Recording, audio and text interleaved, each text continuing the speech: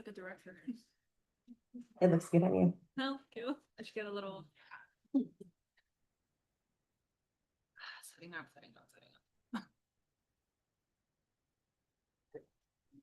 Hi, thank you. Welcome to Brockton Writers Series. Thank you all for being here on a hot summer day.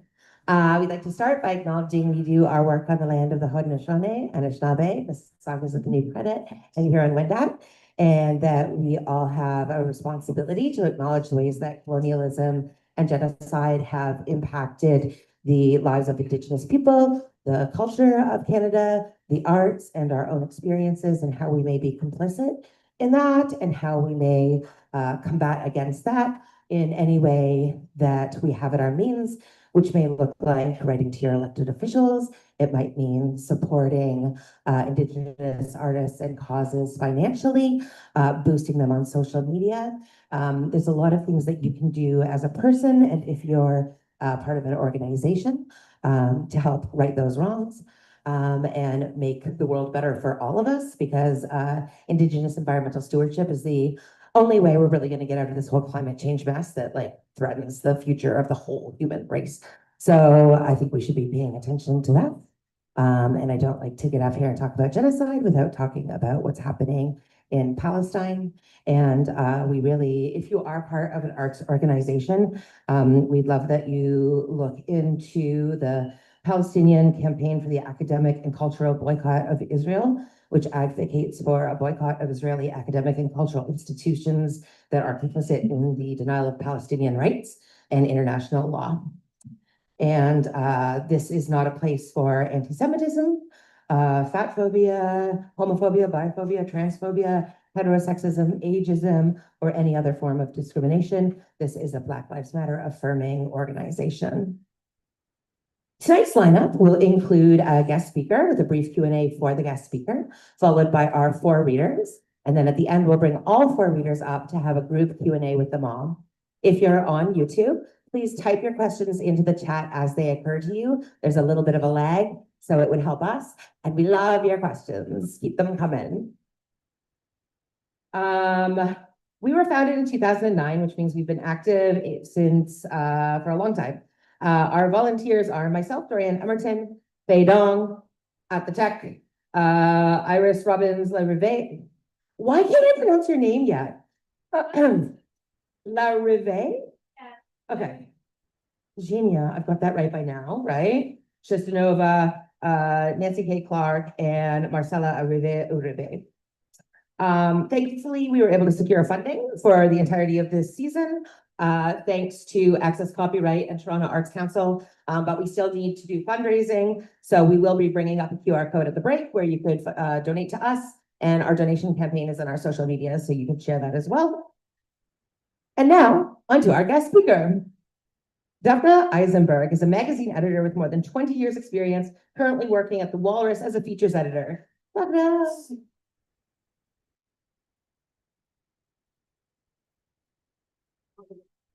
I want you to talk to the mic, and I'm here to make sure it's the right height for you. So walk up. Testing. Can you hear me? Yeah. So I'm nervous. I'm here to tell you how to write a great book review.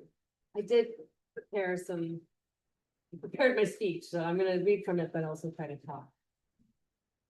So I'm here to tell you how to write a great book review. That's the title of this talk. I have yeah, better.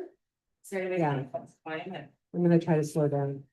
Yeah, just okay. The AC's on, so it's a little loud. So okay.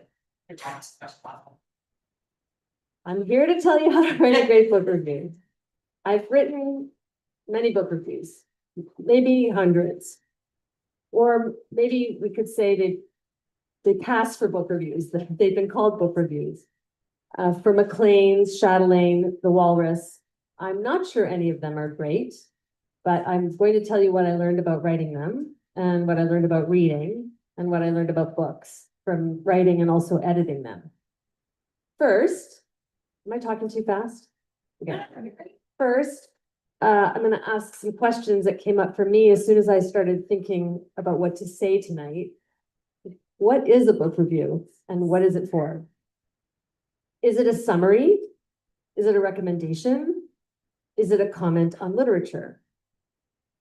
There are probably other possibilities. I'm going to try to address those questions. I probably won't fully answer them. So my first experience with book reviews was as an editor at Today's Parent, where I started in 2006. And I was in charge of the front of book section, which was called Family Room. Front of book, as you probably know, is the section that comes after all the stuff at the front, the editor's letter, letters to the editor. And often, you know, full of images and what we call biddy items, advice, you know, small news briefs that are pertinent to the readership, and often there are reviews. Today's Parent at that time had a standing book reviewer. Her name was Stephanie McClellan. She was herself a writer of children's books. And I loved working with her. She helped me discover, or probably rediscover, the seriousness and importance of children's books and the brilliance of the best of them, even maybe especially the ones that were written for very young children. We would spend a lot of time on these tiny book reviews, 20 words. You know, she would receive the books, I would receive the books. We would both like look at all the books, talk about them on the phone. She'd send me her copy, I'd edit it. Like, we were very serious about what went into those 20 words. And then I moved into writing book reviews myself. Maclean's, where I had previously worked, started a section of book reviews, because they were weekly at that time, Maclean's. And it's around 2010, they introduced this section of, let's say 5 or 6 book reviews that were 350 words long each. And the editor at that time was Diane DeFenwell. Maybe some people remember Diane. She was a managing editor. She worked in many places too. And at that time, she was a managing editor. And she assigned books to staff writers at Maclean's and also freelance writers. And it was all under the, you know, we were all part of Rogers at that time. So it was all in the family. Diane would give me books. She chose them. At first, it was mostly nonfiction. These were books I would never have picked up. I was trying to remember what they were about. Reptile smugglers. I read a book about reptile smugglers. A wannabe nun, a woman who like entered a convent when she was in her 40s or 50s. She was married. Marie Claire and her daughters. Marie Curie and her daughters. There was a book about chocolate.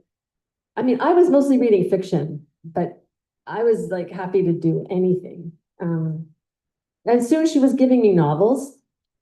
Again, she was choosing them. They were often writers I hadn't heard of until then, or I hadn't read. Walter Mosley, Henning Mankell. Yes, I hadn't heard of Henning Mankell until then.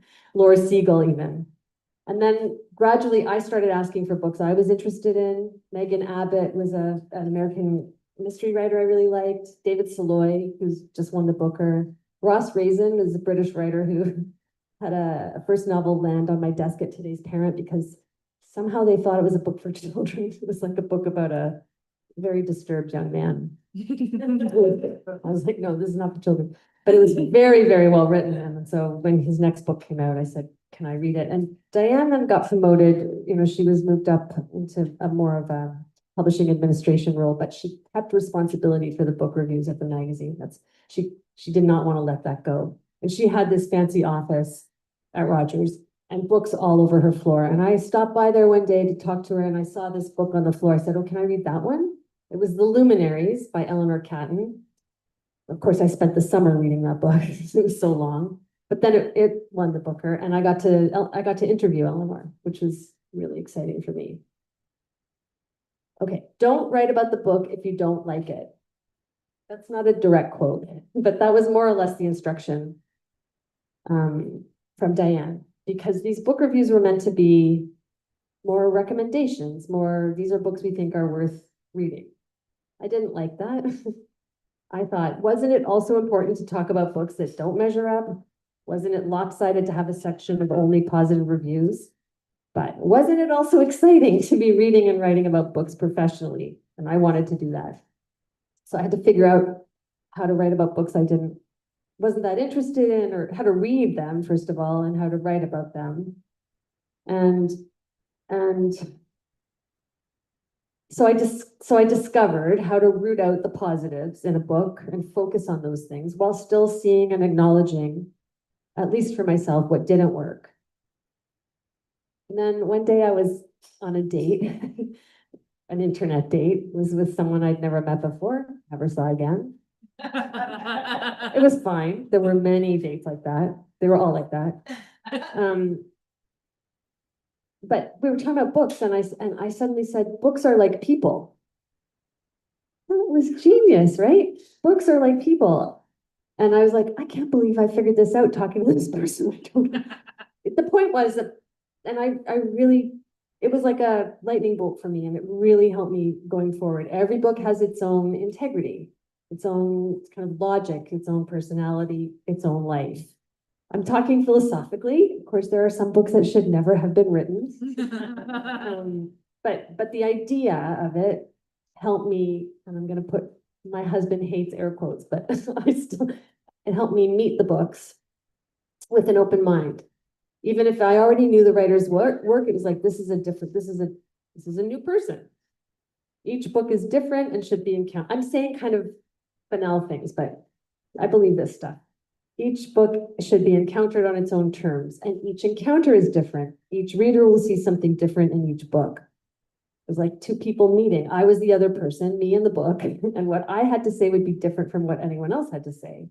That made it way more fun for me, because suddenly I understood, even though there were, clear parameters, 350 words had to be positive, there was sort of a formula too. After a while, I wrote many of these. I figured out, you say 3 paragraphs, you have some quotes, whatever. But it still felt like it could be mine because it was me in the book. So I did develop something of a formula. I don't know if people are interested in the how-to, but I'll just quickly go through this. I had a few steadfast rules. One was always read to the last page. The first book Diane gave me was an autobiography of a psychic. Not a book I would read, but I didn't read it. I didn't finish it. I wrote the review. I think I was right up to the deadline. Plus I was probably behaving like an adolescent. But after I filed it, I was worried, what if I wrote something erroneous and the ending changed everything? So I never did that again. I scared myself. Read to the end. Always, the second rule for me is always to have a pen at hand. I'm somebody who writes in books and in ink. I underline, I make notes in the margin, I dog-ear the pages and write on the flaps. That's my system. That's how I find things that I want to go back to or include. A lot of people don't write in books. So if you don't, or you don't use pens, you have to have a system for remembering, because you're probably not going to read the whole book all the way through again. And the last rule, and this is me, is to always have at least one night's sleep between finishing the book and writing a review, because if you try to write it right away, it doesn't come. Somehow, if you sleep the next day, I don't know, it happens, right? Books are people, they go inside. Anyway, gradually the reviewing dried up. The McLean's became a monthly, lots of changes at Rogers. But I had been moved, I'd moved around a lot, but I was at Chatelaine at that point. And I managed to snag responsibility for books there as well. These mostly consisted of roundups. Now, these are also reviews, right? These 7 beach reads, 10 books for cozy reads for fall. We make fun of listicles, but I have to say I worked hard on those roundups. I don't know, I can't say I read every book all the way to the end, but probably I read half of them. And these write-ups were 100 words. I remember, I had given my notice. I was finally leaving Rogers, but I was starting a new job in January, and I was writing the 10 books we can't wait to read in 2018. And I was it was 6:30 or 7. I was trying to figure out, did anyone read that book by Therese Marie Maillot, Heartberries? Oh, it was a beautiful book, weird book. And I couldn't figure it out. And I was like, it has to be on the list, but what is this book? and I was there, and I'm like, why am I here? So what was I trying to do? I was trying to say something, and these I think are the main things: clear, interesting, and accurate. Cannot emphasize clear enough. Sometimes you read reviews, you're like, what do they mean? What are these words that they're saying? I mean, I'm not trying to put anyone else down, but it's so important to know what it's saying. Diane from McLean's told me that many people get what they want from reviews alone. I didn't understand this.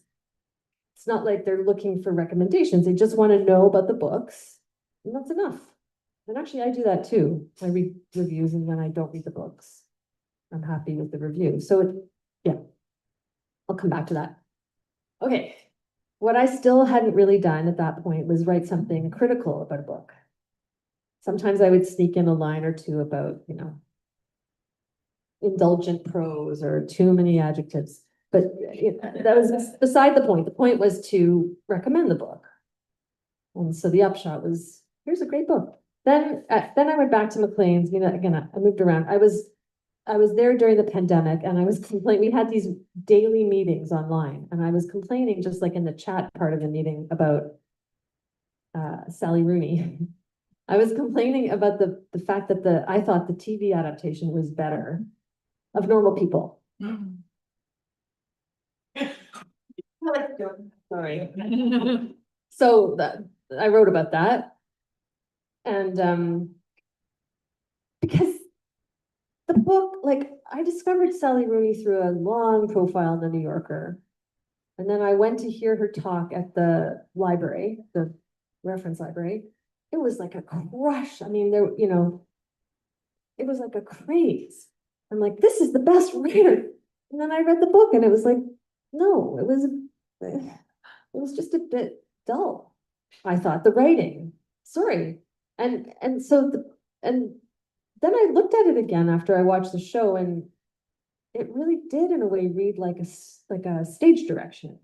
Then Marianne opened the door, then, and in the show, though, all the stuff that she didn't say about like their feelings, you could see on the actors were very good. And anyways, it was a bit scary for me because I was saying something negative, but I thought, Sally Rooney's okay. And actually, a few people later said I sort of agreed with what you said, which was nice. Okay, now I'm at the Walrus.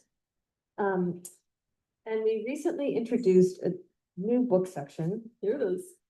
This is our first issue with it, 2 pages. And it consists of a 700-word essay or column. We have 2 writers who are doing them, taking turns. Jason Guriel, who's a poet and writes other things too, and Tail Lim. They are the 2 taking turns. And then we have this column, actual literal column of reviews. So there's 3 here, but we might just do 1, or we might do 2 and 1. These ones are 100 words each. And here, I mean, it might look something like the New Yorker's. Is this being filmed? Yes. I'm saying this about the New Yorker. The New Yorker has briefly noted, right? Those are sort of descriptive more than anything. Those little blurbs that they have. And I look at them to see what the books are, but I don't find I learn a lot from them about what the reviewer thought. They're not reviews. They're more summaries. I mean, is that fair to say? That's another question. But these are meant to be much more lively, much more about what the writer thought, what the reviewer thought of the book. And so in this roundup, we have a book that was written by Oscar Wilde's grandson, and he's kind of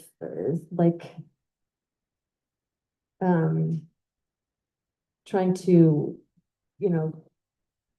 be honest about the way the family tried to distance themselves from Wilde after he died because of the extreme homophobia in England at that time. They changed their name.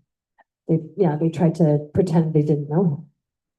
But he also, and this is the piece I pulled. I wrote this one. The piece I pulled out was about his issue with the people who tried to profit off Wilde, but by misrepresenting things that happened. And he even had Merlin Holland, that's the writer's name. He even had a problem with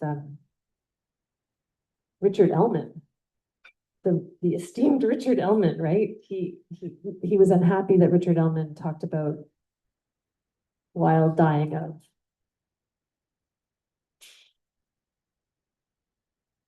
syphilis. I was trying to remember what it was. It was syphilis. Anyway, And there's a review of that book by Phoebe Maltz-Bovey, The Last Straight Woman. Our reviewer, Ariella Garmes, who works at the Walrus, had a go at it. Anyway.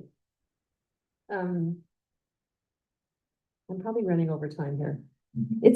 So I'll just finish up by saying it's a relief to be able to say negative things about books. It's sort of, and yes, because why? Because why is it important to say negative things? Because books are important. And here's my little sermon.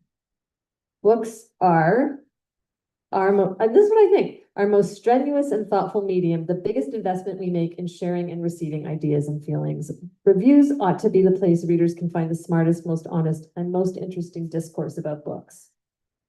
Preparing for this talk, I looked at some reviews, kind of did a tour. I found a really good one in the Literary Review of Canada by Pamela Malloy. She's the editor of the New Quarterly. She was writing about a new memoir by Mo Duffy, who's a PEI writer I hadn't heard of before. She has a lot of authority, Malloy, because she knows a lot about books and literature, and she explained how she talked about a current trend in memoirs. So I like that. I like getting that context from someone who really understands the landscape. I found a great review of the new Muriel Spark biography in the New Yorker, and unlike many book reviews in the New Yorker, this one was actually about the book. I mean, often I find those reviews are just like a chance for the reviewer to tell you what they know about the subject. And then oh yeah, and the book also. But this review was really, she talked about how the author sidled up to Muriel Spark. I mean, gave me a picture of what she thought. I actually bought the book after I read that. And then in the New York Times, there's a review of the new Dave Eggers. So the reviewer wrote, and her name's Alexandra Jacobs. She wrote, "What a relief to be able to recommend the new Dave Eggers novel, almost without reservation. Eggers has in the past been testy about criticism. His Y2K injunction in the Harvard Advocate, do not dismiss a book until you have written one, continues to ring reprovingly around the blogosphere." Actually, Jacobs has also written a book, but she started reviewing before she wrote the book. "I understand where Eggers is coming from. Writing a book is a shit ton of work, and it seems like it's so easily dismissed with a disdainful stroke of a reviewer's pen. But his plea makes no sense. The role of the reviewer is not to empathize with the author of a book, right? The role is to read, to think, and yes, to feel the book, not feel for the writer. And then to deliver an honest and entertaining review, because we also have an obligation to the readers." And that is all.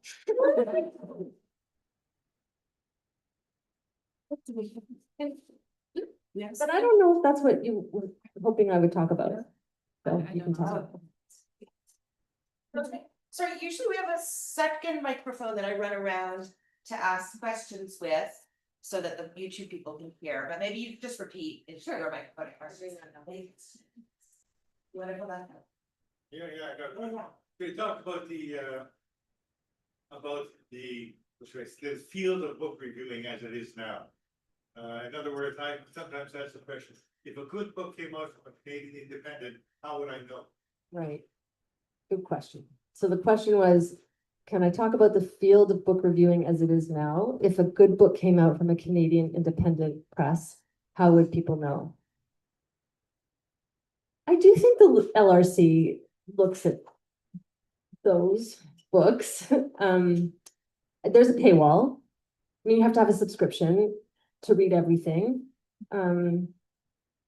There's other smaller reviews. There's a new review in Toronto called the Toronto Review. There's the Montreal Review of Books. And the Walrus is committed to I probably shouldn't tell all our secrets, but we make a point of including books from independent presses, and we try to even diversify regionally. Not even, but obviously there's more presses in Ontario, but there are presses elsewhere too. It's a good question. I mean, reviewing is drying up. There's fewer reviews in the Globe. Emily Donaldson, who does the reviews for the Globe, does a great job, I think. I think she looks at, she's looking at a lot of books. So there isn't necessarily one place where you're gonna see a lot of reviews of independent presses. It's unfortunate. I don't know what else to say. John, Yeah, John Green had an interesting video a couple of days ago where he was talking about the difference between now and pre-internet, when a writer was kind of a black box, he didn't know anything about Right. them other than what the blurb on the book, and how that has affected the relationship between reader and writer. So I'm wondering, as a reviewer, is it possible for you to like ignore the social presence, the social media presence, what would all the things we might know about the reader now? About the writer of the Oh, the book. writer of the book, so that. So the question is, in the past, I don't know who John Green is, but in the past, I guess, before pre-internet, writers were less known to readers than they are now. And as a reviewer, am I able to tune out the social media and all the hype or all the What you know about. the author? Oh, So I'm not a big social media follower. I used to really like Twitter, but then Twitter got really weird and I stopped using it. I think we do pay attention to what's being said about writers, as a group at the Walrus, and if there's a story about a writer, then that might increase our interest in a book a little bit. I hate to admit that, but I really try to look at the books. These are people, but I always do look up the writer after I read the book. I'm always curious about them. I don't know if that answers the question, but I think it's a conscious effort that I make. Yeah. any other questions? Anything online? Nope. Okay, thank you very much.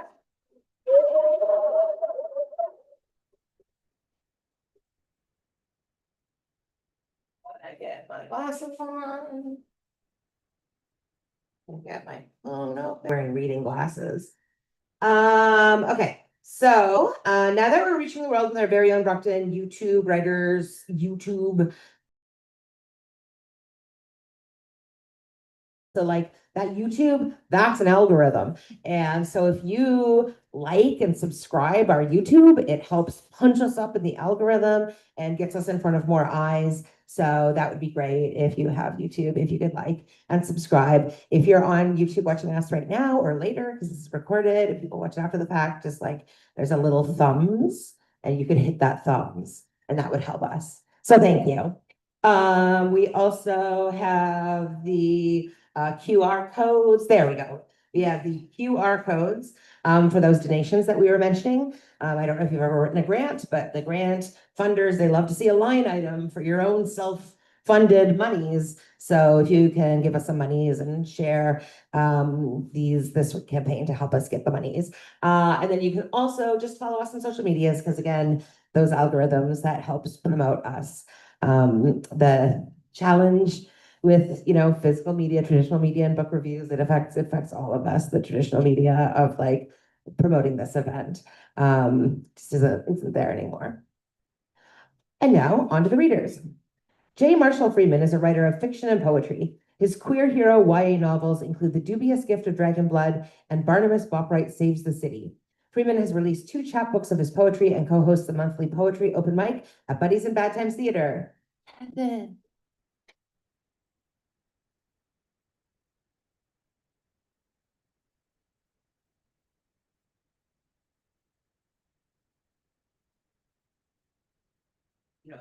Yeah. Yes, I co-host a poetry open mic. I know how to, it's every 3 minutes, I have to change the height of the microphone. Thank you very much to Brockton for inviting me to be here. I've been to some of your events and they're always wonderful, so I feel quite honored. My books are for sale over here and I can take either cash or a tap. So if you want to ask me about any of them afterwards or buy them, please let me know. And by the way, the next poetry open mic is at Buddies in Bad Times Theater on July 18th. open mic sign up is at 4 o'clock and the event starts at 4:30. I'm going to read to you today from a book that doesn't exist yet, and I'm pushing it forward, but I really want to read to you from it. I usually write a book by writing the first word and the second word, and then I don't move on till the second chapter, till the first chapter is making me happy. And that was writing me right into a brick wall on this book. So one day I just opened a page and I said, chapter 9. And I wrote this completely random chapter with characters who theoretically had been introduced, but I didn't know yet. And that has kickstarted a lot more writing on it. The book takes place in 1981 in what was then called the gay community. And it's about an 18-year-old who, when he's accidentally outed to his family due to a bunch of strange circumstances, ends up living downtown in a gay house. It's a phenomenon I found when I was researching the book, that they were scattered throughout the downtown. A house would end up with, become kind of a rooming house for gays and lesbians and trans people. And some of them had sort of different populations, many of which ended up becoming the nucleus for different political movements, for different literary movements. For instance, Glad Day Bookshop started in the front room of one such house. So this is a book that starts off in one of these houses. And today I'm reading you a piece where 3 people in the house, Tommy, Ming, and Jacob, who is the 18-year-old refugee from the suburbs, are invited to a dinner party given by a famous drag queen named Chicken Kiev, who is a fictional character. And they're taking the streetcar across from their house to the house where Chicken Kiev lives. Toronto, late September 1981. Tommy, Ming, and Jacob step off the streetcar at the western end of Little Italy. The evening has barely begun, and already Jacob's nerves are snapping like firecrackers in the grass. Before they left Seton Street, they dressed for dinner from Tom and Ming's extensive costume collection. Tommy, in a middle-aged math teacher look with tweed suit, black horn rims, and an unlit pipe between his teeth. Ming, of course, went for full drag, a wig cut in a demure bob, tasteful makeup with a narrow red lip and sculpted cheeks. Fawn car coat tied tightly, revealing shapely calves in cream-colored nylons that disappeared into mid-heeled brown pumps. Jacob refused the gray shorts with knee socks they held out for him. Honestly, Ming complained, children today have no respect. But they got him to agree to the Navy school uniform, complete with a school tie from Upper Canada College. On the streetcar, Ming was the matriarch, dipping slender fingers into his black clutch for 3 tokens, which he dropped delicately into the fare box like olives into a martini. Seated across the aisle from him, a man in a gray overcoat and felt hat glared over the top of his Toronto sun for the whole trip. Jacob wanted to die. Maybe he thought Ming was a woman. Maybe he was only mad that the family was interracial. Now they're walking down Crawford Street, the pavement still shiny from the earlier rain. Soon they arrive at a semi-detached house with a neat front garden. Ming tucks at the lawn ornament. At least the jockey is white, he says. There are 2 doorbells on the red brick beside the doorframe, and Tommy presses the one marked upper. You brought her, you go upper, Tommy quips, and Jacob laughs too loud. He loves stupid jokes. Ming scolds, remember, young man, children should be seen and not heard. The sound of extravagant barking and feet on the stairs. The door flies open to reveal another drag queen, easily 6'3" in her heels, and it takes Jacob a second to realize it's Chicken Kiev. When he saw her perform at Gallery Valerie, she'd been in a long black wig and slick-legged Morticia Adams gown. But now she sports a blonde bouffant and wears an A-line dress in midnight blue crushed velvet, pearls dangling into her cleavage. Tommy, Dolores, she cries and gives enthusiastic kisses an inch from their cheeks. The barking continues, and Jacob realizes it's coming from the portable tape recorder she is holding under her arm. Oh, Rex, hush up, silly dog, Chicken says and pushes the stop button on the machine with one red lacquered nail. Good boy. She suddenly notices Jacob. My goodness, this has to be young Bartholomew. Jacob says. She ignores him. You were barely a zygote the last time I saw you, Bartholomew, and now look at you, already a great strapping schoolboy. Tommy grunts around his unlit pipe. We pay a fortune for that damn school, and in the showers after rugby, they still call him the hairy little Semite. Chicken Kiev stands to the side and says, Entree, with a grand gesture. They precede her through the common foyer of the duplex and up the carpeted steps to the upper unit. The stairway is lined with taxidermied heads of small animals, squirrels, raccoons, a rabbit with extravagantly raised ears, each on a mitered wooden medallion screwed into the wall. Jacob lingers over them with sickened fascination and jumps when Chicken's long nails touch the nape of his neck. Father's trophies were ever so proud. They enter into a cramped, L-shaped living and dining room space, stuffed with 50s modern furniture in a color palette that leans to mints and peaches. 3 other dinner guests are already there.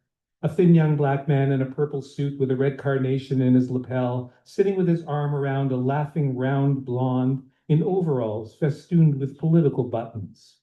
Squatting in front of the bookshelf, an older man in a sky blue cardigan with uncombed gray hair runs his fingers along the book spines. Everybody, Chicken Kiev calls and claps her hands, as if interrupting a noisy party. These are the Hendersons, Tommy, Dolores, and their little man Bartholomew, my favorite nuclear family.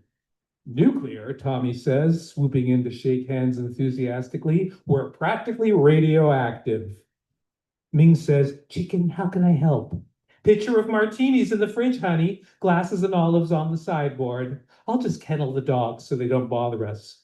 She pops the cassette from her player and tucks it into the cassette shelf on the mantelpiece. She locates another tape, pops it in, and hits play. Joy Division, Jacob says in delight, and is surprised to find himself suddenly dancing in the middle of the room with Chicken Kiev. You're the man, dear, she whispers in his ear as they twirl to the suicidal sweetness of the song. You have to lead. Half an hour later, they're all sitting around the table, slurping their cream of asparagus soup. Where's your man, Chicken? Tommy asks. I was hoping we'd finally meet him. Chicken Kiev jumps to her feet and starts collecting the soup bowls. Oh, Father's out of town on a business trip. Really, I'm being naughty. She bites her lower lip. He wouldn't approve of me having strangers over in his absence. Arms laden, she vanishes back into the kitchen. Jacob is all too happy to play the silent child, Bartholomew, and just listen. The fast banter around the table, littered with cultural references, Cocteau, Klaus Nomi, Timothy Findlay, makes him feel stupid and uninformed. The overture from some old Broadway show is suddenly playing, and the kitchen's louvered doors part dramatically in a swirl of brass. Chicken Kiev enters, a frilly apron with stencils of corn cobs over her dress. She carries a huge filigreed serving dish, which she places on the table with a flourish. The meatloaf on its bed of lettuce is huge and fragrant, shaped like a thick penis with a wide flared head, balls festooned with slices of canned beets. Applause from the table. Chicken curtsies and produces a large carving knife. With a sharp battle cry, she plunges her knife into the penis loaf, sending juices flying. Take that, Officer Malloy, Ming laughs, and Chicken sighs dramatically as she begins to fill the plates with thick slices of meatloaf. Jacob, on his second martini and feeling kind of drunk, speaks up abruptly as he's served his meatloaf. Who's Officer Malloy? Chicken Kiev freezes and looks him in the eye. They are frozen in this tableau for several seconds before she backs into her chair and lays the carving knife incongruously beside her eating utensils. A tear rolls down her cheek. Ming puts a hand on the back of her neck and says, It's all right, sweetheart. Jacob feels his face grow hot. He wipes his greasy lips with his napkin and is trying to frame an apology when Tommy speaks up. Dustin was at the barracks last March, the night of the bathhouse raids. Who's Dustin? Jacob asks, and Chicken raises an arm gracefully into the air, the hand pivoting when it reaches its zenith. as if caressing the underside of heaven's thighs. Tommy continues, she was in her room, lying on her belly in a state of deep post-coital contentment, humming along to the Bee Gees' More Than a Woman. Darling, no, she corrects him. It was How Deep Is Your Love? And it's my story, Mr. Henderson. I'll tell it if you please. Chicken Kiev crosses her legs and leans back in her chair, her gaze moving around the room, guest to guest, as she speaks. Just lying in bed, full and innocent, when chaos descended, pounding feet, smashing glass, screams the death. She inhales deeply and lets the breath out with a hiss of peace. She picks up her red wine and looks into its dark abyss. Then a cop kicked in my door, just splintered it. Bang, she says without emphasis. She downs the rest of her wine and cracks a wicked smile. And I just pulled up my sheet demurely and purred, my dear Officer Malloy, these manly displays do turn a girl's head. Jacob laughs, a surprised bark that escapes from his chest, where the story has already knit a knot of fear. Tommy turns to him. The fucking cops dragged everyone to the lobby and made them stand there with the door open. The cold winds of March raising our skirts, Chicken adds, like dear Marilyn over the subway grate, until we were whisked off to the tasteful accommodations of 41 Division. Jacob realizes he is the schoolboy after all, learning his history lessons. Ming picks up the tale. We took to the streets the next night, the faggot army the Straits have always feared in their bones. Jacob asks, do you really think they fear us? This thought makes him sit up taller. If they don't fear us yet, Ming tells him, raising a single shapely eyebrow, they will. Thank you. Yeah, we'll bring all four readers up the Q&A after. Fantastic, thanks so much. I'm part of the Pride Network work, and we do these like retrospectives all the time about queer history, and it's the youth, they're not learning it at school. I propose a new curriculum. Sorry, our next reader is Greg Franson, former National Poetry Slam champion and on-air poetic commentator on CBC Radio 1. He is currently the artistic director of Blacklit Durham Canadian Black Literary Festival. Greg's first book of creative nonfiction, Alphabet Soup, a memoir and letters, was published by Dundurn Press in January 2025. Greg, come on up.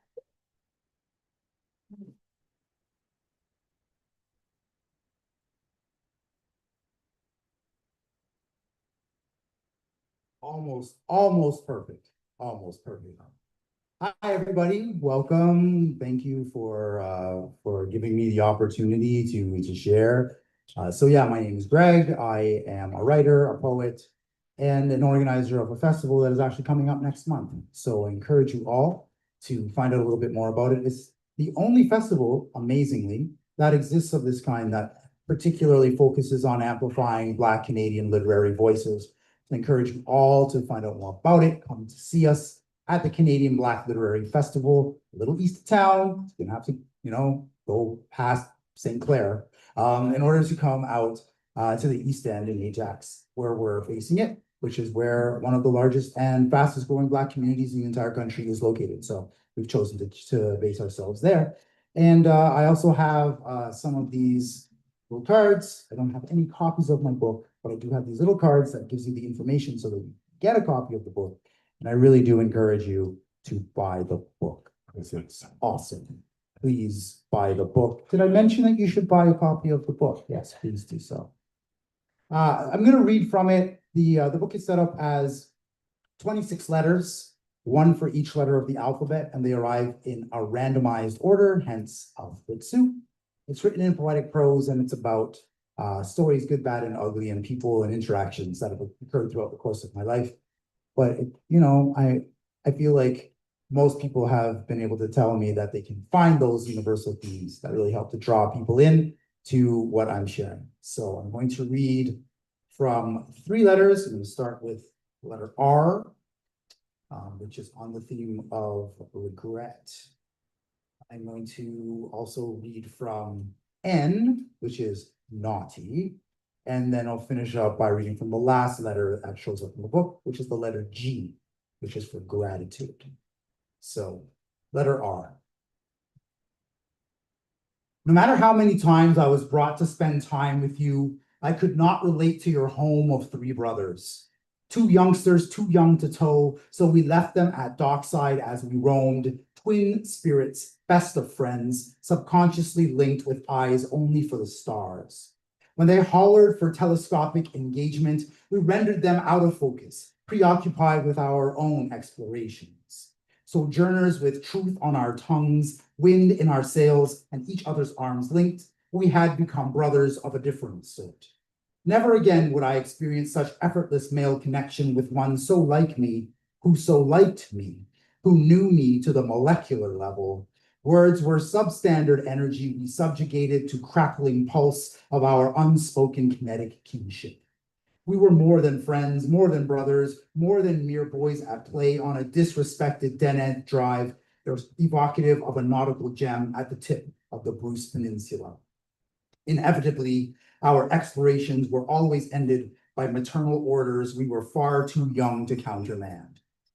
Grudging return to shelter resulted in a well-nourished memory to be stowed away for later examination, as I reverse retraced red ribbons and rocketed red-eyed in mechanical fashion, guided by lamps to see our way back east across the big smoke under a nearly sunset sky. We never wished to be separated physically, but I could always feel you, as if with shoulders conjoined, the warmth of you always present and support mutually assured. Despite the distances and difficulties of daily dialogue, you spoke between my ears ephemerally, and I minded not. Tied to you by a heartstring, in a way I could not fully comprehend, for we were not socialized as boys to be attuned to such transcendental twanged tones, at least not while both organs shared the same resonance. I would learn, painfully, to lament and long for its sound once one went to ground. The reverberations still thrum faintly, a vibration never to find full arrest.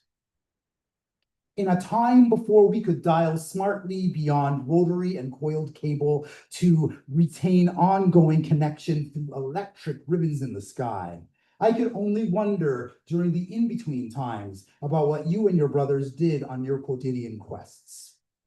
The community connection of our life givers that preceded our births and bonded us like blood family was rooted in the tropical soil of our ancestral provenance, then relocated, rediscovered, and reforged in snow and ice, eventually to be granted to us as the most precious of gifts.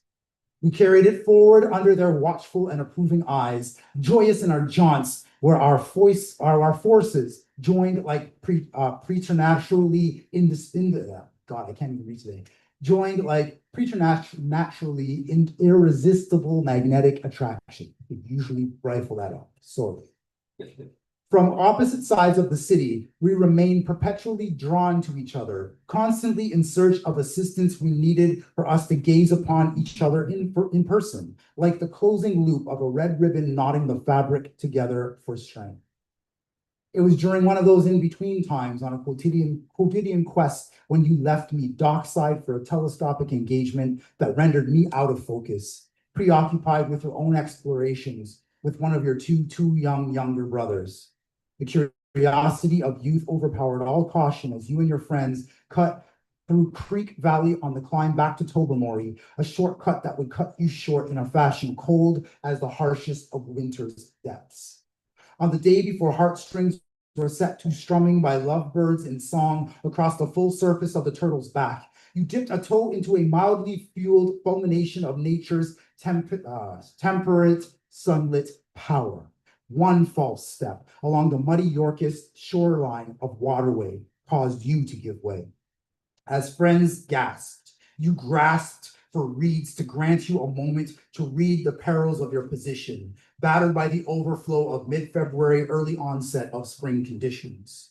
If only you could have sprung from the freshwater trap in which you'd been ensnared, the younger brother would not have rushed forward and attempted to release you from it with his own bare hands. He was no match for the power of the stream. It snuffed his flame of adrenaline with tragic ease, yanked a response too overwhelming for him to physically counteract, and swept both of you deep into its entangling fury. My lifelong fear of rushing water came naturally and at a young age.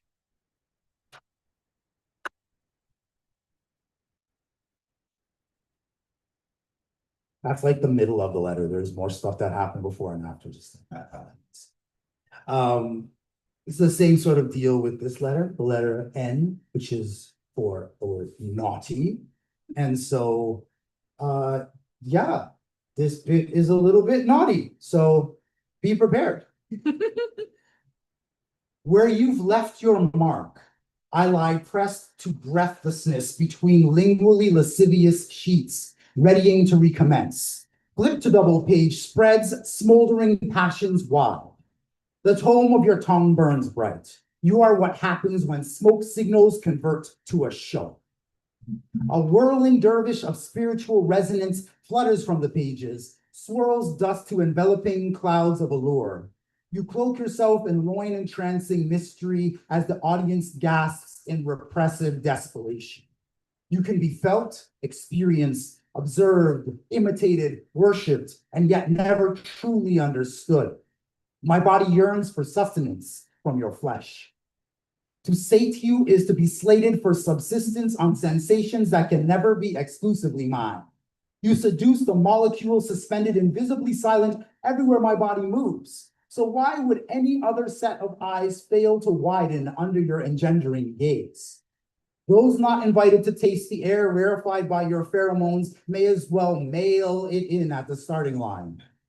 A bridged version of my struggle against your chemically charged charms leads inevitably like luring breadcrumbs along the path of least resistance to the ties that bind, the motion of the ocean, the commotion, the languid float of the ship on waters calm in the aftermath of your somatic hurricane. Lustily, I return to you, addictive cyclone, in search of your eye, yet knowing the ferocity of the blowing winds and saturation from the storm surge are what intrigue me and spin and swing me repeatedly around your turbulent center. You are full destruction of my inhibitions and invitation into your chaos. Turned into storm chaser, measuring the depth of the heat you suck from the ocean, no watch or warning can keep me from plumbing your depths to get a full sense of the magnitude of your power. Tempestuously you twist, sultry and stormy, your comportment conceding nothing. No matter which way I spin, your pretty roulette pattern board has already held any possibilities I present and rendered every single bet I lay as misplaced amusement. I propose to you as a final attempt at saving grace, double or nothing, and your arching eyebrow betrays a play that you know must surely pay off. The house that can somehow accommodate us wins. A new chapter begins. The sea's heat increases with a velocity that it can incubate a typhoon. Your passion lays down a sentence that I am utterly powerless to appeal. Key jangles in whole, captured.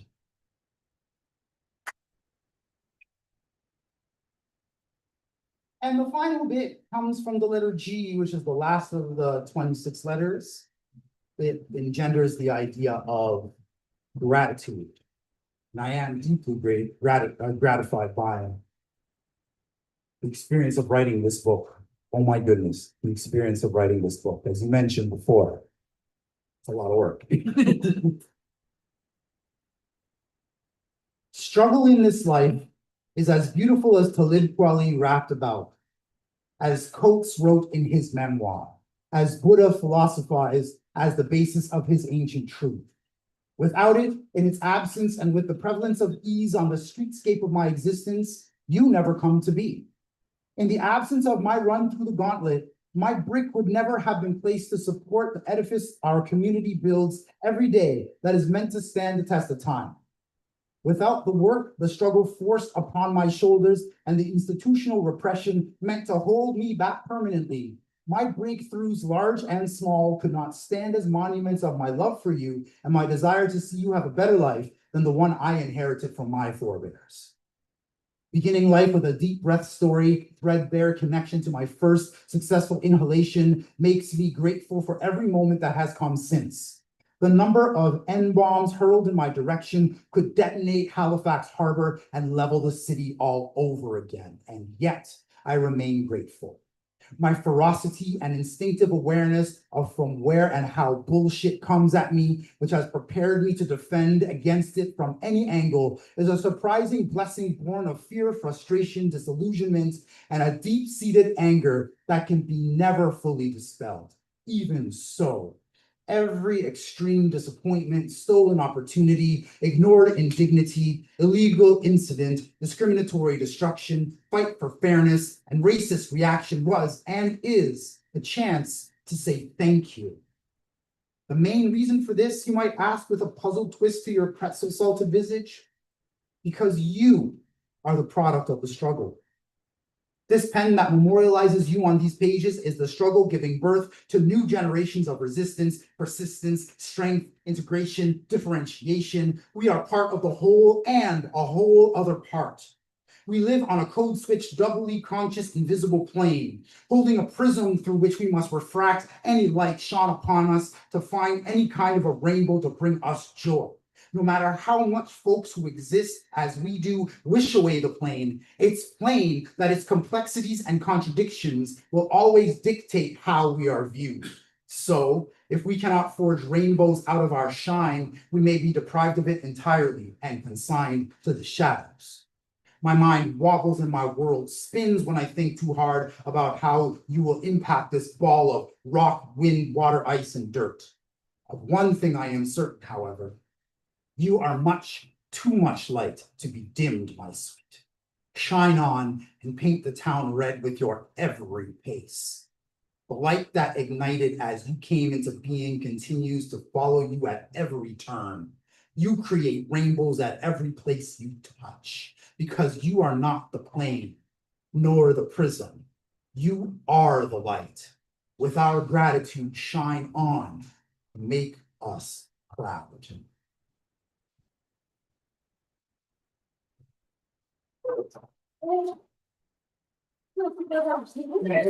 Grab them, yeah, on the table, because people need to buy the books, buy everyone's books. I liked it all, but you know, like the end one, little naughty, maybe turn me on a bit. I feel like maybe I should be having sex outside on a boat in a storm, though. That's apparently the right place to be getting it on. All right, I learned something. Next up, we have Antonis Seleka, the author of 7 books of fiction and 2 memoirs. He's been longlisted for Canada Reads and shortlisted for the Leacock and Toronto Book Awards. He's been translated into 3 languages and had his work made into a 15-part radio drama and European feature film. Come on up, Antonis.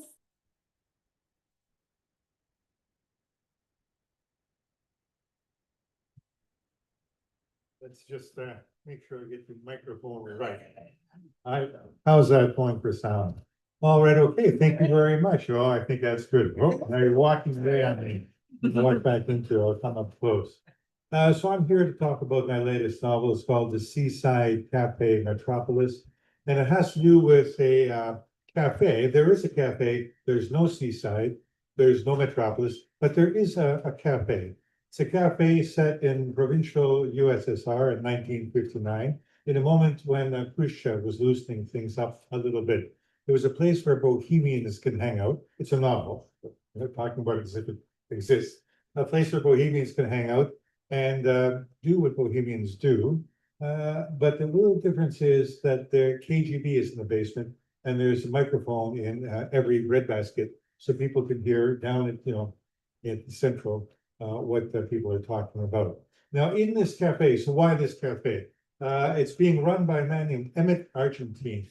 Emmett was named by his mother, who was a crazy is an exaggeration, was a very extremely left person who admired Emma Goldman, the leftist who died in Toronto, and named her son Emmett. Her own husband died with the Black Paps fighting in Spain. So, but his mother is always in trouble. After Stalin dies in 1953, she thinks the Soviet Union needs help, so she's gone to help. and he finds his mother's always in trouble, so he goes along with her. And he goes along with her. He's been trained in the Royal York Hotel. He knows about fine cuisine, and he's stuck in the middle of nowhere in the Soviet Union, and suddenly a cafe is going to open up, which will permit him to fulfill his desires, his training. The novel is based largely on a cafe in Soviet Lithuania, a place I know and whose history I've read about, but also partially on the opera La Boheme, which is based on the stories of the Latin Quarter by Henri Murger. And it's a great, if we haven't read it, it's an 1840, 1850 novel about Bohemians who are always trying to be as cool as they can and not often succeeding. Very funny. So I'm going to read a bit of dedication in the opening pages. And I think that's all you need to know. Oh, yes, one important thing. There are 12 Soviet recipes. Each chapter is a recipe. And the opening chapter is apple compote. And one of the chapters, by synchronicity, get this synchronicity, is chicken Kiev. Right? Right? So you got the person in his book, you've got the dish in mine, right? Maybe she's a dish too. So there's a quote at the beginning, and it quotes Murger, who says, Bohemians are a race of obstinate dreamers. They live, so as to say, on the outskirts of life. And the opening chapter is called Apple Compote, and they get the light this way. And it says, if Bohemians are said to live on the outskirts of life, you could say I was living on the outskirts of the outskirts. For the Moscow mandated lesson in hygiene, I had assembled all 36 of the restaurant staff. We stood around a massive stock pot sitting on a low table by the ovens. The kitchen staff were in whites and tall hats, the front of the house in skirts and white blouses, or jackets and ties, and the cleaners in gray coveralls. Color television would have been wasted on this spectrum. As for me, I stood with my clipboard ready to rate the performance. Inga's plan was to demonstrate how to fill a dessert bowl effectively by holding it above the stock pot of apple compote below.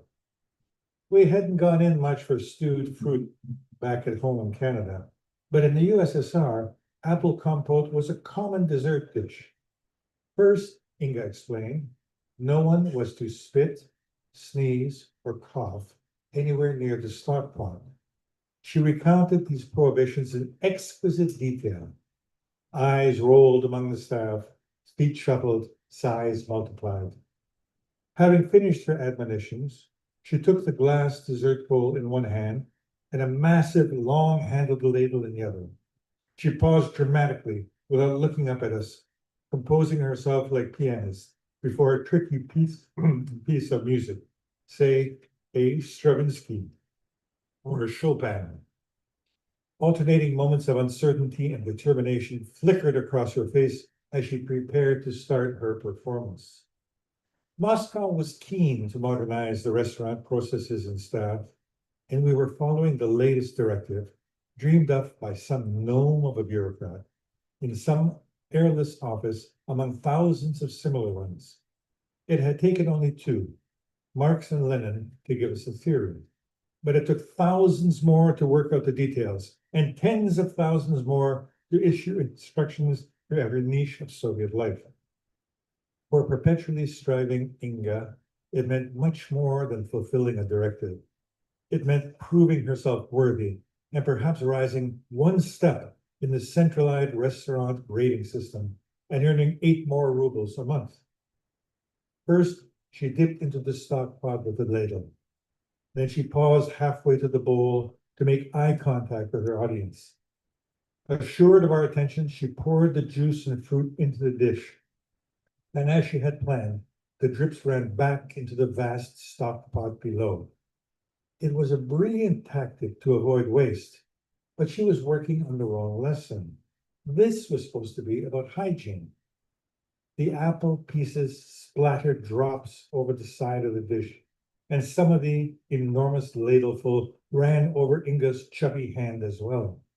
See, she said, not a drop wasted, because there is no spillage that doesn't fall by itself. Chefs watched stone-faced, while some of the more eager but stupid junior apprentices nodded along with her. not having noticed how the excess compote washed the back of her hand before falling back into the pot below. The more observant staff would be sure not to eat fruit compote ever again. I've never eaten fruit compote myself in Canada, but one adapts to local tastes. As a former resident of the land of Jello, who was I to judge? Still, I actually did have to judge her performance. Each dish of compote set out on a tray on the cafeteria side of the restaurant would have sticky sides. It would leave a ring beneath it that might dry in so hard the dish could not be lifted from the tray. Poor Inga.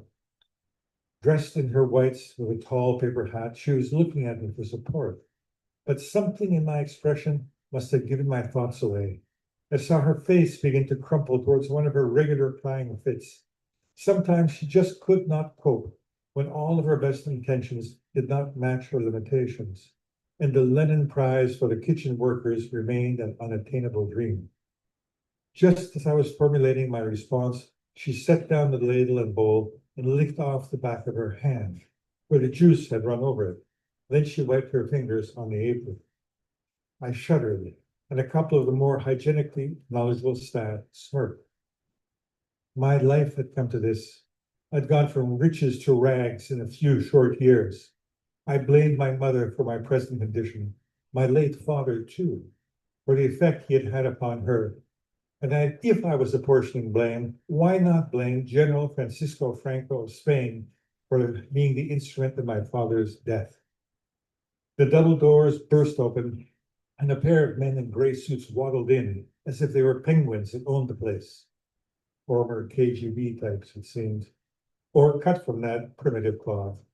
Real KGB types did not look like thugs anymore, and the ones that used to work for the KGB and still looked like thugs had to take menial jobs. We're having a training session here, I said. No outsiders allowed. Is this the VIN Soviet Ministry of Agriculture's first-class restaurant? Bravo, I said. You found the place. The second-class cafeteria is right next door. You might like the lower prices over there. They looked at one another as if considering it, then turned back to me. Are you Emmett Argentine? Brilliant. Why do they call you the Canadian if your last name is Argentine? Because I'm a Canadian. They shrugged as if they were a pair of marionettes hung on the same string.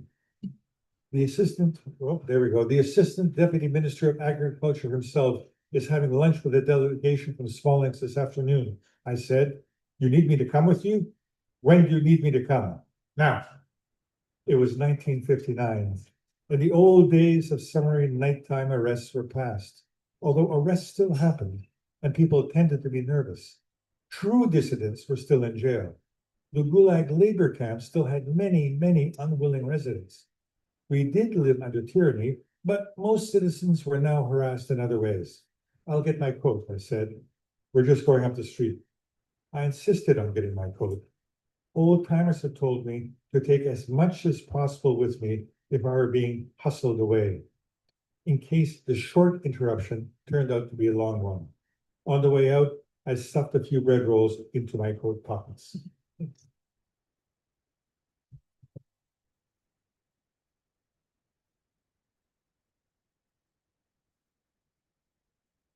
Thank you so much. That was KGB, yeah, you know me. No, no, no. Okay, our final reader for the evening, Sky Gilbert, is a poet, novelist, playwright, filmmaker, theater director, and drag queen extraordinaire. I see themes. He was co-founder of and artistic director of Toronto's Buddy and Bad Times Theatre, one of the world's largest gay and lesbian theaters from 1979 to 1997. He's had more than 40 plays produced and written 10 critically acclaimed novels and 3 award-winning poetry collections. We're so happy to have him here tonight. Sky Gilbert.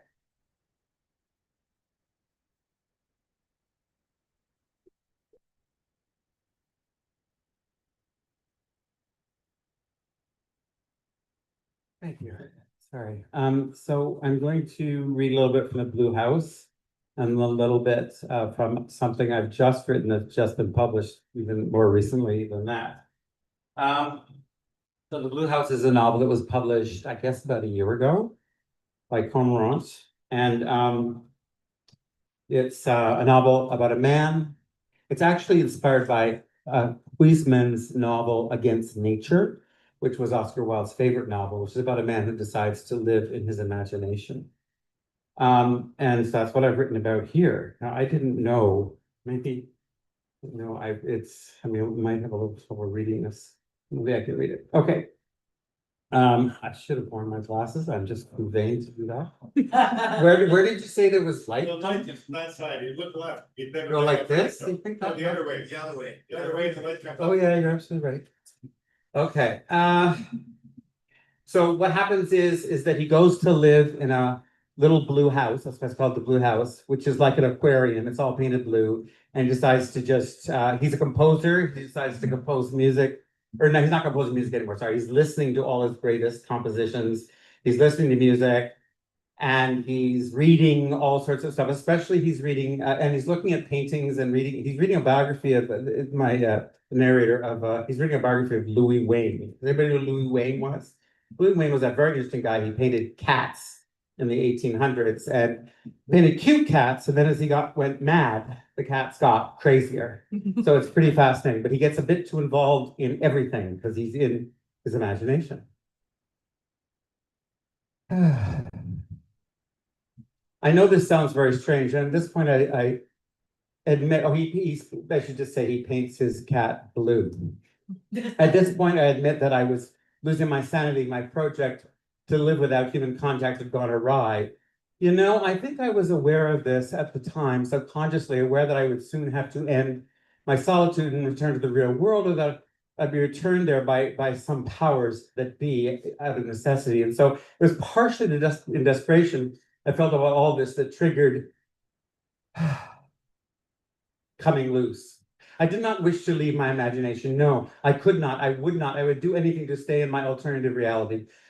Devoting my life to my imagination had replaced composing, replaced my real life. It had been a noble cause, my reason to continue to exist, but it could not be over. It seemed that the cat wished to be blue. Most of all, it was living in a kind of an aquarium, and it didn't match its surroundings. And wouldn't it be more at home if it could just fit in? Louis Wayne had painted some really natty blue cats whose eyes bulged in a frenzy. So I went to the corner, a 7-Eleven. I stopped there monthly for necessities and found food coloring. I read the package very carefully, and it said not harmful to human consumption. Please understand that this was not an act of malice. I did not have a subconscious desire to kill the cat. Far from it, the cat had inadvertently become the focus of my existence, but a beautiful blue cat living in my apartment seemed an integral part of my perfect blue fantasy. I mean, who had ever heard of a cat enjoying life under the sea? It was tragic, I suppose. I never completely recovered from it. That evening, I gave the cat a little blue bath. I put lots of dye in the tub, as the animal had to go from bright orange to deep blue, quite a task. When it got very blue indeed, I dried it off, but not too well, so the dye could set. I put the cat outside my bedroom door to sleep. When I woke up the next morning, I was eager, which was new, to greet my freshly designed furry friend. Alas, I was greeted by a horrific scene. The cat, in some sort of desperation, had climbed up onto the kitchen counter. The one window in the kitchen over the sink was covered by an old Venetian blind left by the previous owner, and I had not bothered to take it down, but sealed the window with blue tinted pipes and drawn the blind closed and painted them blue. The long blue cord attached to the Venetian blind ordinarily lay coiled up at the counter, but somehow the cat had gotten entangled in the cord. It was wrapped tightly around its whole body, and the cat was dead as a doornail, its mouth hanging open dramatically. I could see all of this. I couldn't bear to touch anything. It seemed to me at the moment that in despair, it having been dyed blue, the cat had hanged itself. It committed suicide. I was seized with panic at the time. I thought it was about the cat, but it was about my whole life. I rushed to my bedroom and phoned Mildred. Oh my God, Declan's cat has committed suicide. She didn't understand so immediately.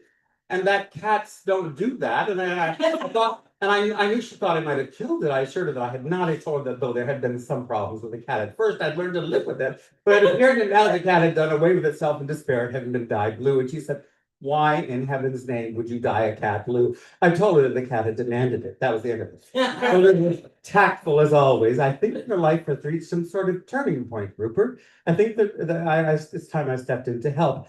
I couldn't sleep that night, not just because the cat in the kitchen was beginning to smell. I didn't dare touch it, but because I knew that my great experiment was over.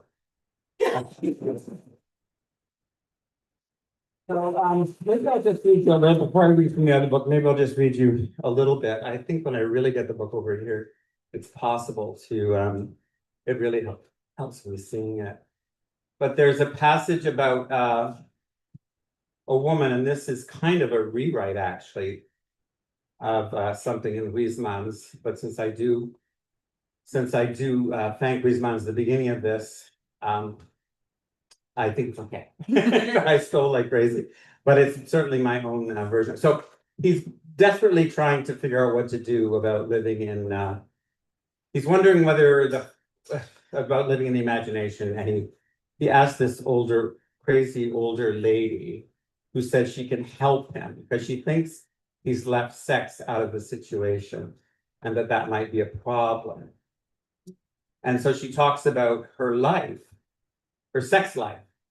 She's a very old lady with a kind of almost she's got Parkinson's, but she's very old.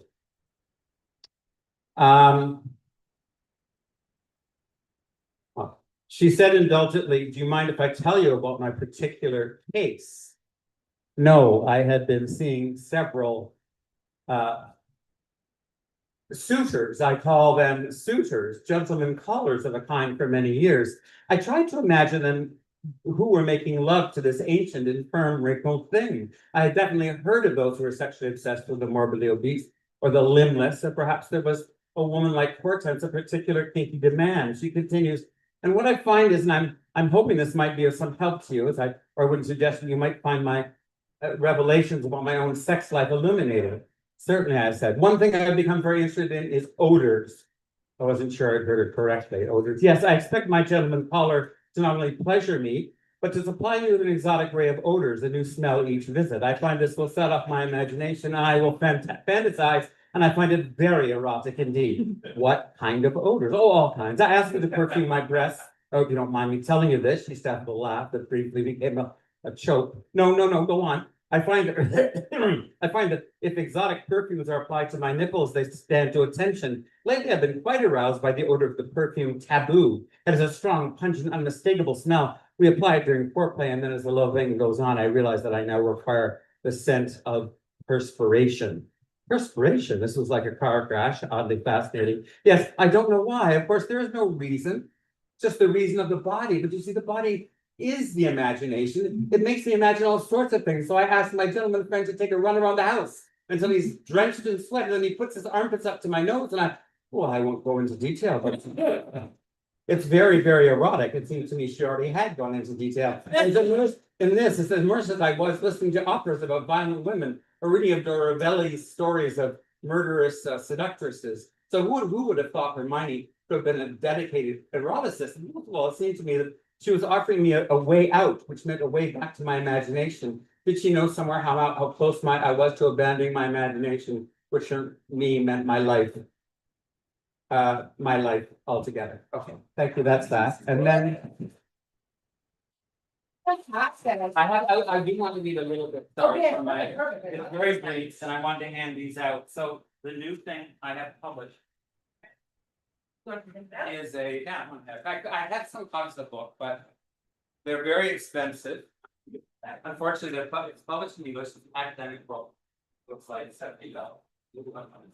But it's called Shakespeare's Ephemeral. It's my first book. My third book is about Shakespeare. It's a beautiful novel. It needs to be something I fell in love with. That is Ganymede being carried off by Zeus. And that's a boy who was like a gay figure and his features in Shakespeare. I'm just going to read you a short passage from the book, and I promise I'll be done. No, please do. But it's basically about the Italian influence on Shakespeare, and it's about Shakespeare and sex. And so it's not about, well, I explain it. The matter of sex, gender, and obscenity in Shakespeare's work must be dealt with.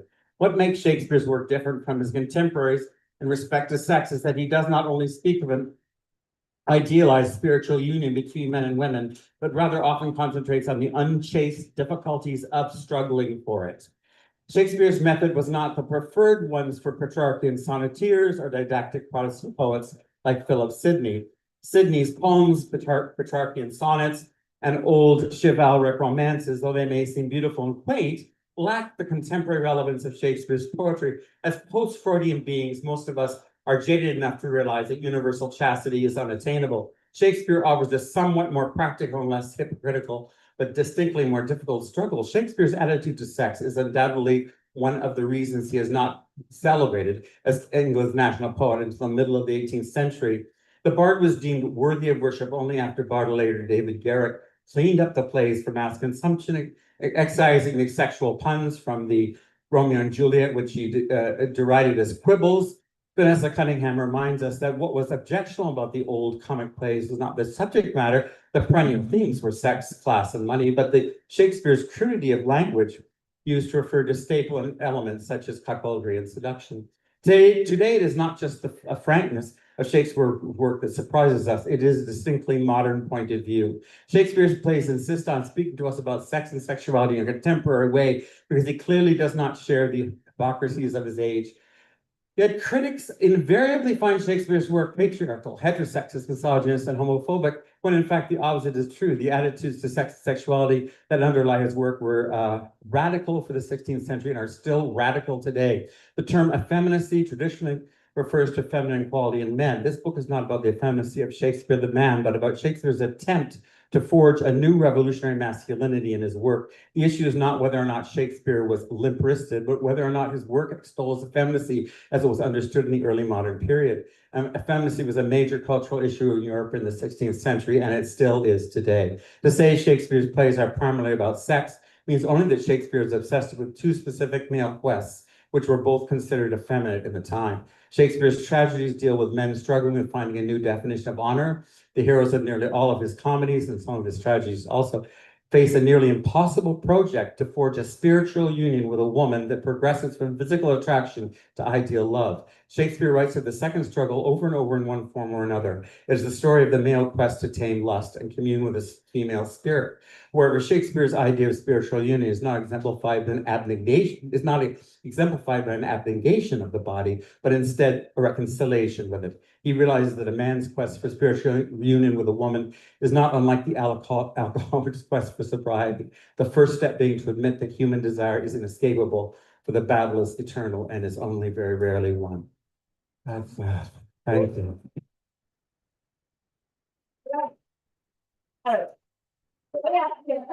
And Brad, all of our four readers come up here. Yeah, stay up here. You get some shell. Yeah. Or we can bring the softer one. Yeah. Later.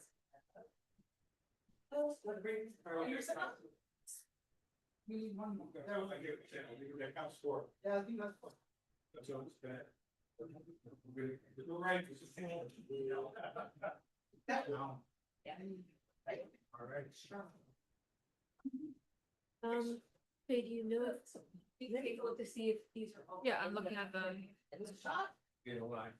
I think they're fine.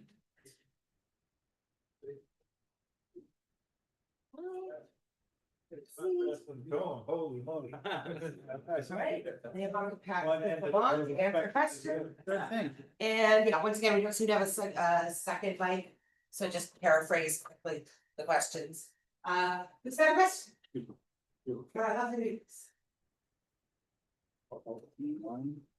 Okay. I will go first. You all have really interesting careers that span like different things, right? Be it like writing or organizing or writing in different modes or different mediums. And I wondered, I don't know, like, how does that all work together into one career and one meaningful artistic practice for you? Okay, so I'll paraphrase. The question is, your artistic career as a whole, when it encompasses multiple things, be that actual writing, organizing, like you organize events, I organize a lot, and also writing in different modes, be it like poetry or fiction or plays. Yeah, so how do you combine all of those things into something that appears to be cohesive Yeah. to the outside untrained eye? Okay, does anybody want to hit that first? I can answer, but I will see if somebody else. microphone? Yeah, well, that's not something you want to have happen on an ongoing basis. I can assure you. So first of all, I would question the assumption that all of that stuff is in any way cohesive. I do not believe that my career is cohesive. So the work that I've done as a DEI practitioner, or the work that I've done as a teacher, the work that I've done as an event promoter, or the work that I've done as a writer, or it is stuff that I've done as a presenter and performer, which I consider separate from my actual page writing. None of that's the same stuff. It taps on the same human experiences. It taps on the same kinds of insecurities and paranoia that run strongly through my, 50 plus years of existence. However, it only appears cohesive when written as a single bio. I do feel like multiple people in the same body much of the time. And I mean that in a positive way. I mean, that's not to say that like when I'm writing, I'm not trying to let the DEI practitioner in me try to take over my writing, because that person is concerned with other things that I, as a writer, don't need to be primarily concerned about. So I try to keep those different personas within myself separate from one another so that I can execute as well as possible within the persona that I am embodying at the moment. So all of them are me, but all of them are different shades of me, and they're not the same, at least for me. Yeah, I have to agree with what you're saying. The question assumes kind of coherence and control, which, our lives, how control. So in my case, all I ever cared about was books. That's it. All I care about is books. Books and stories that people tell me, stories I'll tell them. That's all I cared about. Everything else was how to spend as much time involved in that as possible. Whether it was teaching ESL back in the day when they called them boat people, the Vietnamese exodus, or whether it was teaching freshman comp to a guy who once missed my class, the best excuse I ever heard, because he was busy being charged for murder. I said that was the best excuse I ever had. He had a 0 on the pop quiz. I put a K behind it. I said, I made it okay. So all these things, all these adventures, then politics intervenes for me because of the East European background around the collapse of the Soviet Union. Most things are an accent, but everything is always trying to head into books, always around literature. I swore I'd never do admin till someone came to me once and said, do you want to run the Humber Writing School? I said, Min, I don't want to do that. Here's a credit card, buy the books you want and hire the writers you love. Now, I'll do that admin. Yeah, that was a lucky break. But most often, if you're a writer, it's hard. You have to make your breaks. You have to have the luck has to happen. And the baseline for me was just loving books. Thinking about that I spent a lot of time facilitating different readings, and we used to run a literary cabaret matching musicians and writers. So we used to do annually the Transact Club. And in so many of the things I've done, I guess what my mission, it felt like a sense of mission, was to say to people, yeah, your art matters, and your art and your voice reaching the world matters. And that's how it feels at the Poetry Open Mic, which Raymond and I host. And it feels like a great privilege that people are arriving and we're saying, yes, the stage is yours. Yes, we're going to support you. So I think in terms of my own work, I try to extend to myself some of that grace that I like to give to others, and give myself permission to say that what I'm writing matters. And I think that whatever kind of art you're creating, it is of a continuum because it is from you. I had a long period of writing fiction, and then there was a fair bit of death and tragedy in my family, and I couldn't. And that was when I got more involved in the poetry community. And what was important was that I was still producing work. I was producing the work I could under those circumstances. And so I think that's the continuity, that whatever you need to do to keep the tap flowing, and then when you look back on it, it's a body of work.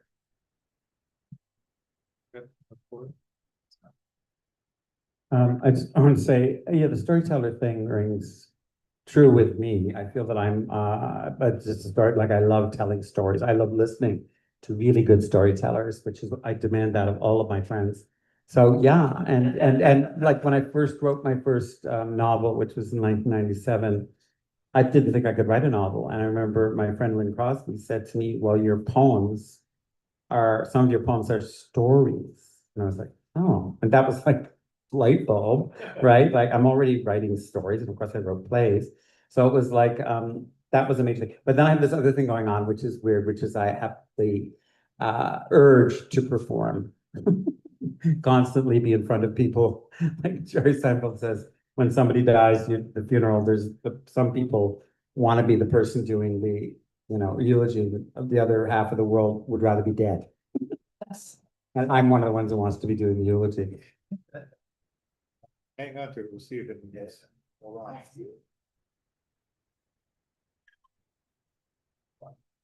That's something. She was very good with people. Okay. All right, what are you writing right now? What are you working on? What are your current projects?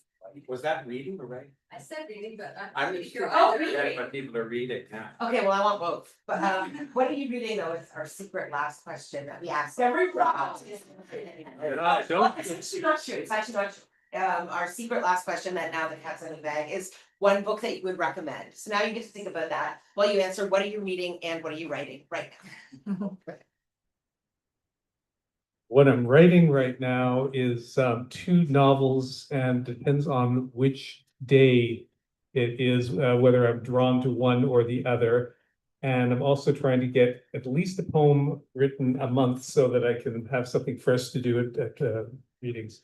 Right now I'm reading, I'm going to forget the title, Emily St. John Mandel's book, I think The Last Night in Montreal. Something like that. Which I'm enjoying. It's not my favorite of her books, but I'm enjoying it. I am writing a book called Othello is a Comedy.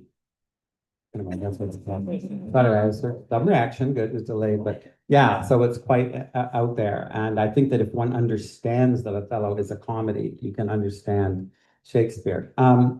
And then I'm reading Barbara Pym, which is related in a weird way. Barbara Pym is I bet you've never heard of Barbara Pym. You have. Oh, you have, great. She's like my favorite novelist in the world. So I'm rereading them for comfort food. You can believe I never reread. Like my sister rereads stuff she read when she was 10. And I'm like, I'm never gonna do it. Well, I'm reading Barbara Pym. But she is wonderful. She writes about spinsters. So to me, as a gay man, I don't know. But even though I have a partner, I feel that I'm a spinster. Like I have the soul of a spinster. And it's so subtle. And what I love about her novels is that they get the same reaction my novels get, which is that I'm not trying to compare myself to Barbara Pym, but I idolize it. But people I've seen on Goodreads that people go, oh, there's not really anybody likable in this novel. And I'm like, fuck off. Yeah, it's like they're all, of course, they're all a mess. Like they're all, uptight British people who are just so messed up. But anyways, that's what I'm reading right now. Oh, no, it's a nonfiction learned analysis of Othello. And I can prove it. I won't do it right now. I'm just gonna steal this on the way back and say that I've been doing a lot of rereading. Every time lately that I used to feel like, oh my God, life is short. I'm not gonna get through them all. And now if I read something, I go, wow, that really intrigued me. I'll wait 6 months and reread it. And I just reread Brandon Taylor's Minor Black Figures, because there was a lot in there about identitarian writing and what it means to come from a marginalized group. And is your work going to be judged on that, or are you just a writer? And that was helpful to reread it. on the reading side, we're supposed to save that for later? Yeah, What are okay. you reading and what are you writing? All right, in that order. All right, the one that stands out most for me recently is Ian McEwen's What We Can Know, which bored me the first half into it. He's a pretty good writer. Sometimes it's worth sticking around. And the premise is really great. The premise is everything that you've ever done on the internet, email, everything in the future will be researchable. So anything you ever said anywhere ever is researchable. And it's said in the future, people are trying to figure out the lives of a poet. And they can't figure it out because even though they know everything, they can't know what they need to know. So it's very, very smart, boring for the first half of that. What We Can Know.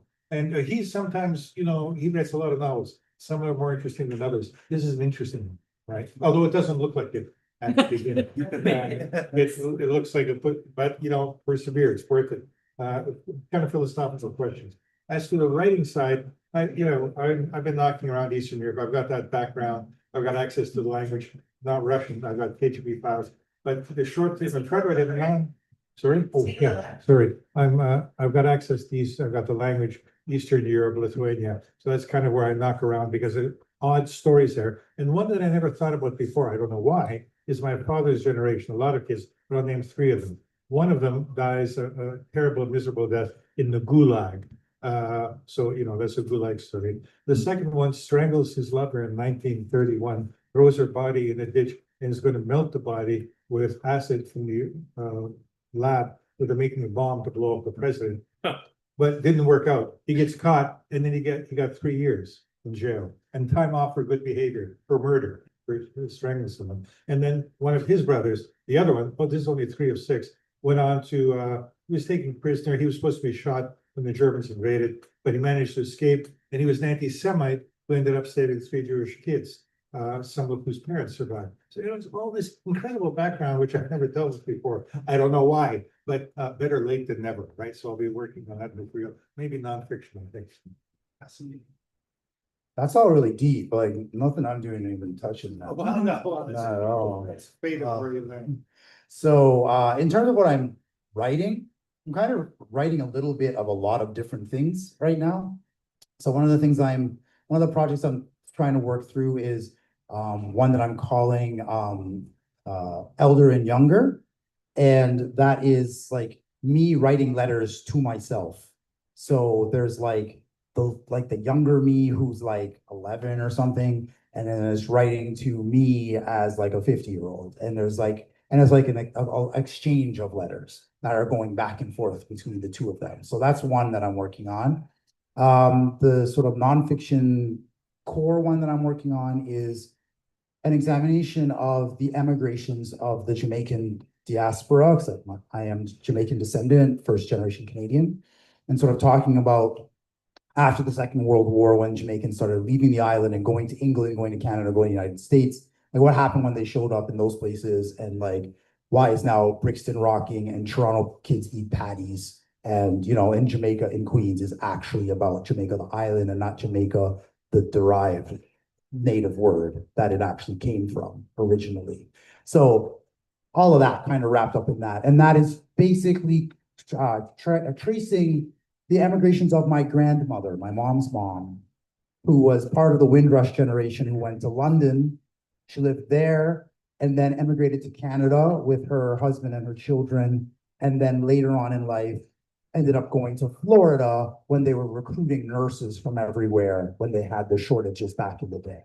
So she actually went to she was in all 4 countries. And so it's just kind of, the book is ultimately a tribute to her, but it's also an examination of the Jamaican community more generally. There's other ones, but those are the 2 main ones. What am I reading right now? Reading books of people who are going to be featuring at the Canadian Black Literary Festival, which is happening on Saturday, the 29th of August in Ajax. Please look it up. Look up our website through our Blacklit Durham site. The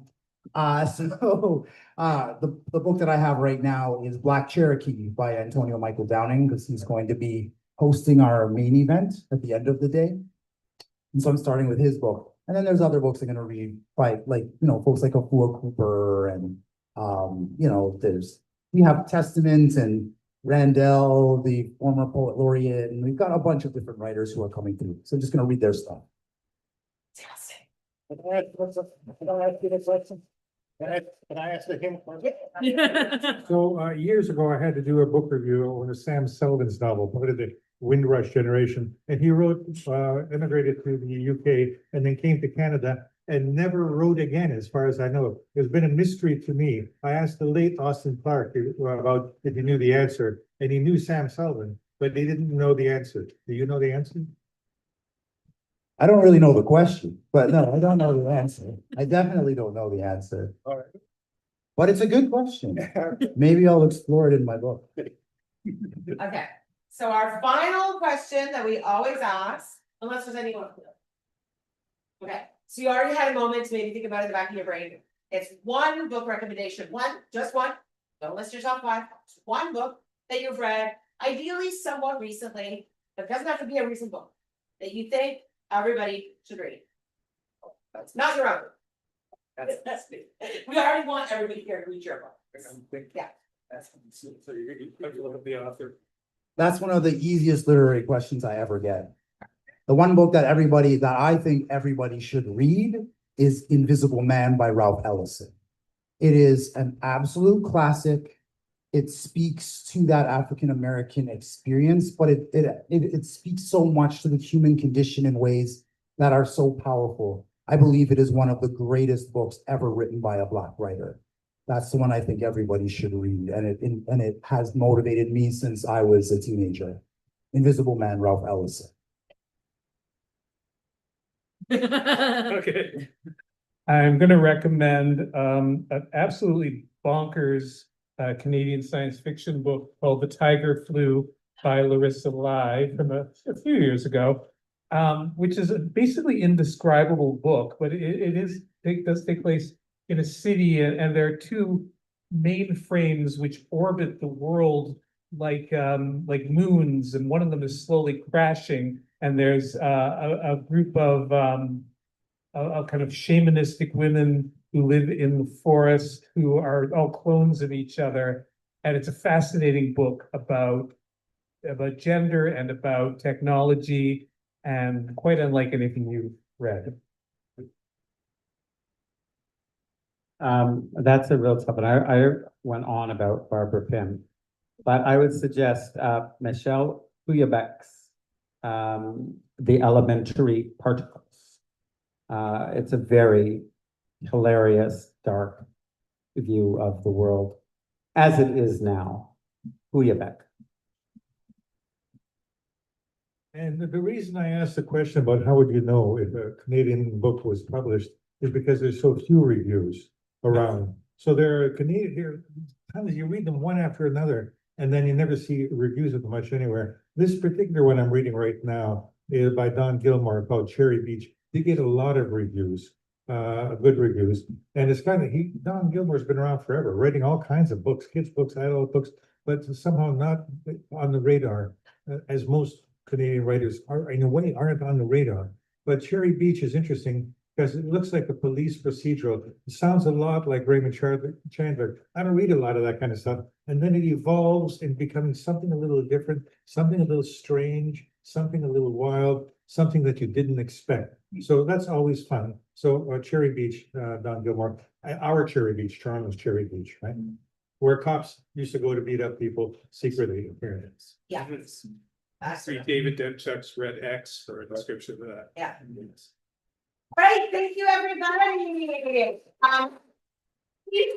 Please go through my books. I'm gonna do a little spiel about about our next event, which will be September 9th. So same back channel, same back place. Keep an eye on all of our socials for our next event, September 9th. We will be featuring Joseph Tito, Emily Whedon, Alyssa Jane Odell, and Maria Geisbrecht. And as always, we'll have a guest speaker to talk on something related to the art, craft, or business of writing. Thank you all for being here. Thanks to Glad Day. Thanks to Access Copyright and the Toronto Arts Council. Thank you, bye.